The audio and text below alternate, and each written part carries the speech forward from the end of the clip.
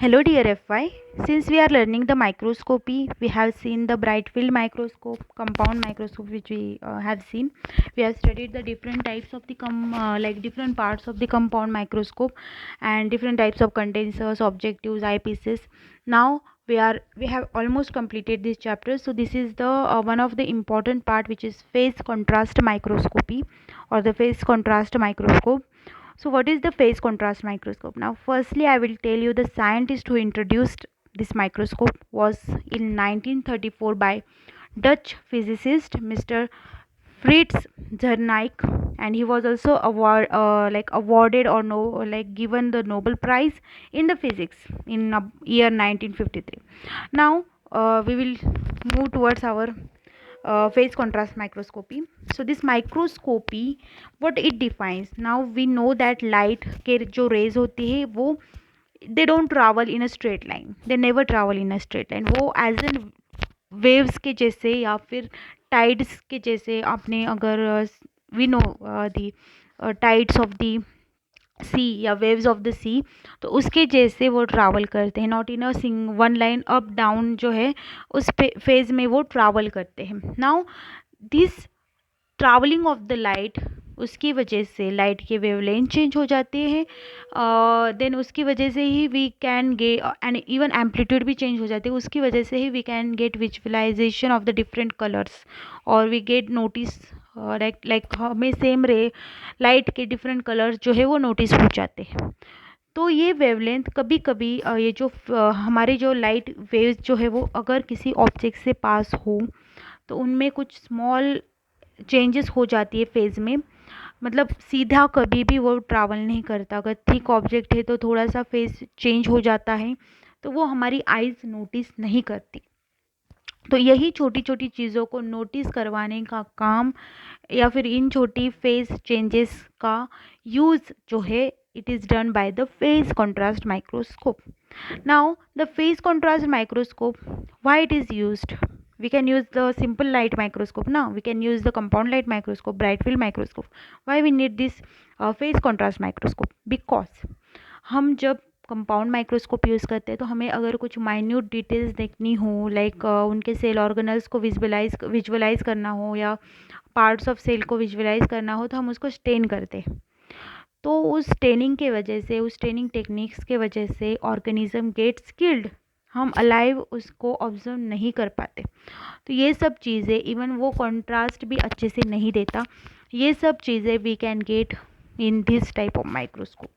ये बहुत एडवांटेजेस है बिकॉज इसमें हमें ऑर्गेनिज्म की स्टेनिंग नहीं करनी पड़ती, हम एज इट इज़ उसको यूज़ करते हैं.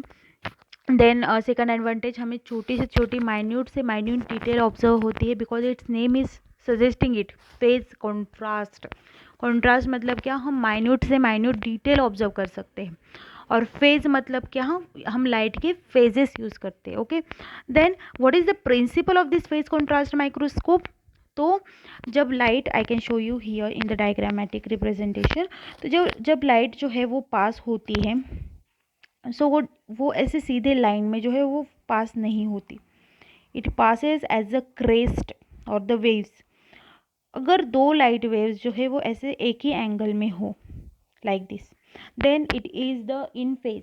अगर वो ऑपोजिट हो लाइक दिस, तो वो not like this, sorry I will erase this. अगर वो ऑपोजिट हो, अगर वो लाइक दिस वाइज हो, ओके लाइक दिस, तो एक स्टेज पे उस एक दूसरे का एम्पलीट्यूड जो है वो कैंसिल कर देती है, तो इसकी वजह से ये हो जाती है, रिटार्ड हो जाती है. और अगर उनमें थोड़े से, here you can see in the diagram here, so यहाँ पे यू कैन सी उनका सेम फेस है, यहाँ पे वो एक दूसरे को रिटार्ड करते, मतलब उनका एम्पलीट्यूड डिफरेंट है, इसकी वजह से वो एक दूसरे को कैंसिल करते हैं. यहाँ पे क्या होता है, अब एक लाइट वेव ऐसी है और उसकी थोड़े से ज़्यादा नहीं बट थोड़ा उस दोनों लाइट वेव्स के एम्पलीट्यूड में चेंज है या फिर सिमिलरिटी है, तो उसकी वजह से क्या होता है, वो एक दूसरे को कैंसिल नहीं करते, वो फिर भी थोड़ा थोड़ा विजुअलाइज हो जाते हैं, तो वो थर्ड नंबर का, तो इसकी वजह से दे गेट विजुअलाइज. तो इन्हीं फेज चेंजेस जो है लाइट की, इसी का यूज़ करके हम जो है स्पेसिमन को ऑब्जर्व करेंगे। यही है principle of the phase contrast microscope. तो इसमें क्या स्पेशल है फिर, कौन से ऐसे स्पेशल स्ट्रक्चर है जिसकी वजह से हमारा ऑब्जेक्ट जो है या स्पेसिमन जो है इट गेट्स विजुअलाइज्ड। तो वो दोनों चीज़ें हैं, एक तो होता है एन्युलर डायफ्रैगम जो कंडेंसर के ऊपर प्लेस किया है, एंड दूसरा होता है annular phase plate. I will show you here in the diagram. So ये जो एन्युलर सॉरी सो ये जो एन्युलर फेस प्लेट है इट इज़ प्लेस्ड सो ये जो एन्युलर फेस प्लेट है डायफ्रैगम है sorry, it is placed below the condenser, okay, and or in between the light source and the condenser, and here this this second part which is the annular face plate जो below the objective जो है वो place किया जाता है so that वो visualisation जो है वो चेंज हो जाए, हमें जैसे चाहिए वैसी मिले। Okay, so now talking about the construction, तो उसमें दो स्ट्रक्चर जो मैंने आपको बोले एन्युलर फेस प्लेट होती है और एक होता है the important one which is the annular diaphragm. तो एन्युलर डायफ्रैगम क्या करता है, यू कैन सी हियर, ये एक ऐसा इट इज़ अ सर्कुलर, उसके सेंटर में एक ग्रूव और एक होल जैसा स्ट्रक्चर होता है जिससे पूरी लाइट एक इसमें एक वेव में एक लाइक जो स्ट्रेट और एक फेज की लाइट है वही इससे पास होती है, और बाकी की लाइट जो है मतलब उतनी ही लाइट वो पास करता है, फोकस करता है। और ये जो सेकंड पार्ट है that is the phase annular phase plate, तो वो क्या करता है फिर, वो एज आई शोन हियर, तो ये दोनों जो है एक होता है निगेटिव फेज कॉन्ट्रास्ट और एक होता है positive phase contrast. Negative phase contrast में क्या होता है फिर कि जो लाइट वेव्स जो आपको ये जो सेक्शन दिख रहे हैं ना, इससे जो रिटार्डेड वेव्स है वो आउटर पार्ट के जो रिटार्डेड हुए हैं या फिर वो थोड़े से डिफ्रैक्ट हुए हैं वो कैंसिल हो जाते हैं, यहाँ पे वो पास नहीं होते वो, और जो लाइट वेव्स यहाँ से टकरा जाते हैं दे appear dark, that part appear dark. Okay, और जो लाइट वेव्स इससे पास होते हैं that is the positive phase contrast, मतलब जो सेम फेज के होते हैं वो पास हो पाते हैं, तो वो ब्राइट कलर में दिखते हैं या फिर लाइट कलर में दिखते हैं। ओके, लाइट अपीयर होते हैं as compare to the negative one. So यही होता है फेज कॉन्ट्रास्ट का basic working. Then phase contrast की बात करें तो उसका इमेज फॉर्मेशन कैसा होता है, अगर वो लाइट जो है वो पास होती है ऑब्जेक्ट से, तो एज आई टोल्ड उसके जो अगर थिक हो थिन हो उसके बेसिस पे वो जो है वो फेज चेंज करता है या एम्पलीट्यूड चेंज करता है अपना लाइट। देन दिस ये चेंजेस एज आई टोल्ड बहुत माइन्यूट होते हैं, इसकी वजह से वो विजुअलाइज नहीं हो पाते, तो इसी का यूज़ किया जाता है यहाँ पे। जो लाइट रेज है वो एन्युलर ग्रूव से पास होते हैं and this focus on the object like as I told condenser के एंड द लाइट सोर्स के बीच में होता है वो, तो इसकी वजह से वो उतनी ही लाइट पास करता है जितना एन्युलर ग्रूव होता है वो लाइट पास करता है, एंड वही उतनी ही पास की लाइट कंडेंसर कैप्चर करता है, वो ऑब्जेक्ट के ऊपर या स्पेसिमन के ऊपर लाइक फोकस करता है। वो लाइट रेज जो है वो ऑब्जेक्ट से पास होती है और वो फेज चेंज करती है बिकॉज उसका स्ट्रक्चर वी नो थिक हो सकता है, थिन हो सकता है स्पेसिमन का। देन यही डिफरेंसेस जो है वो जो है वो फिर चेंज नहीं होती, यही कैप्चर की जाती है using that phase plate. Okay, then this light which passes through the annular aperture of the condenser passes through the object, and those rays are not deviated by the object, pass through the phase altering pattern of the phase plate and acquire the longer wavelength। मतलब जो light straight जैसे annular जो है plate से annular diaphragm से आई है वैसे कि वैसे जो ऑब्जेक्ट से भी पास हो वही वेव्स जो है फेज प्लेट का जो पॉजिटिव कॉन्ट्रास्ट वाली प्लेट है उसी से पास होती है और उतना ही पार्ट विजुअलाइज होता है या ब्राइट दिखता है। ओके, और ये जो रेज है they are deviated by the object structures due to the refractive index changes pass through the phase plate not covered by the phase altering pattern, and thus the wavelength remains unchanged and the difference in the phase gives the contrast for the clear visibility। as I told you जो light waves नहीं change करती अपने आप को वो वो पास हो जाती है, उनका फेस जो है वो चेंज नहीं होता, वो पास हो जाती है, और जिनका होता है वो नहीं हो पाती, और वो जो है वो रिफ्रैक्ट हो जाती है, और वो पार्ट हमें डार्क दिखता है. Then the retardation of the light which pass through the biological material, like उनका वेवलेंथ जो है, जो रिटार्ड हुई लाइट है या कैंसिल हुई लाइट है, उनका 1/4 जो वेवलेंथ है वो चेंज हो जाता है. And the retardation can not be detected by our eyes. Okay, by our eyes this annular phase plate intensifies this retardation and it is in the form of advancing. And मतलब ये जो retardation है उसको और intensify करके वो part हमें dark दिखाया जाता है, उसी का यूज़ किया जाता है. Then the additional wavelength net retardation और द एडवांटेशन, लाइक उसका जो 1/4 वेवलेंथ का जो रिटार्डेशन होता है उसको और एडवांस किया जाता है by one half, and depending on the phase plate and the negative phase plate. As I told, उनका बहुत बड़ा रोल है negative and the positive phase plate का, तो वही चेंज करती है कॉन्ट्रास्ट में. Then no not contrast, phase में. देन दिस इमेज फॉर्मेशन कैसे होता है फिर in this two sets of the. अब इमेज जो है एक पॉजिटिव फेज प्लेट की वजह से होता है, एक निगेटिव फेज प्लेट की वजह से होता है. तो जो पॉजिटिव होता है in this type of the in this the two sets of the rays are subtractive in nature. That means वो दोनों रेज, जैसे मैंने आपको स्टार्टिंग में बताया था, वो कैंसिल हो जाती है, रिटार्डेड होती है.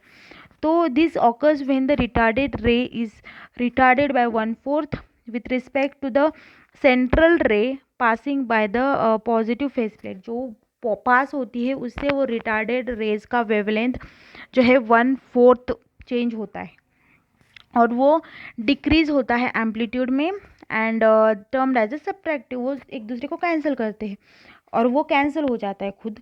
And this image is formed darker. इसकी वजह से क्या होता है, जो इमेज इन रेज की वजह से डार्कर दिखती है as compare to the this surrounding. जो ब्राइट दिखता है उससे ये इमेज डार्क दिखती है, बिकॉज वो रिटार्डेड रेज जो है वही पास होती है. ये जो स्ट्रेट वेव्स है वो एब्सॉर्ब हो जाती है, इसकी वजह से दे अपीयर लाइक अ डार्क ऑब्जेक्ट और द डार्क स्पेसिमन, और बैकग्राउंड जो है वो ब्राइट दिखता है. अब वो निगेटिव फेज प्लेट की वजह से क्या होता है, it depends with the thickness. अभी थिकनेस पे डिपेंड है. हाउ जो टू सेट्स जो होती है रेज की that are added up, and the image formation is term as the additive और the superimposition. The image appears, इसमें उल्टा होता है, इमेज जो है वो ब्राइट दिखती है, एंड द लाइट वेव्स जो बैकग्राउंड है, sorry, it appears as a dark. So यही डिफरेंस है कि यहाँ पे जो निगेटिव है उसमें हमें ब्राइट इमेज दिखती है come around the dark, against the dark background, and in the positive phase we observe the